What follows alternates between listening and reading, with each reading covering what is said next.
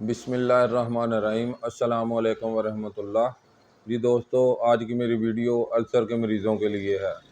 दोस्तों, वीडियो शुरू करने से पहले अगर आपने मेरे चैनल को सब्सक्राइब नहीं किया तो इसे सब्सक्राइब कर लें ताकि मेरी आने वाली तमाम वीडियो आप तक पहुंच सकें। अब हम आते हैं अपने काम की तरफ। जी दोस्तों, अल्सर के मरीज़ों के मतलब हम आपको बताएंगे जी कि अल्सर पैदा क्यों होता है। अल्सर मैदे के ज़ख़म को कहा जाता है। ये मैदे के मुंह के ऊपर ज़ख़म हो जाता है। दोस्तों, ये ज़ख़म क्यों होता है, इसकी वजह क्या है? इसकी वजह तेज़ मिर्च मसाले खट्टी तली चीज़ें होती हैं।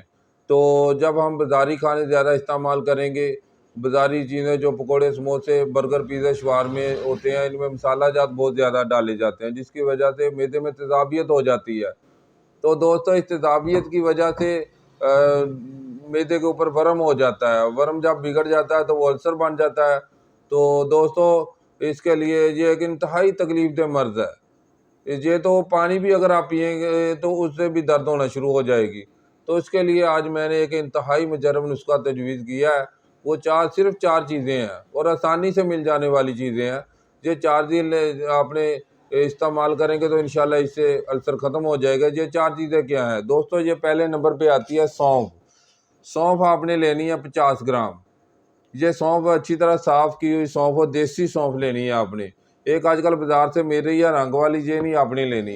दूसरे नंबर पे आपने हल्दी लेनी है, हल्दी भी अच्छी क्वालिटी की लेनी है। तो ये भी आपने दोस्तों लेनी है 50 ग्राम।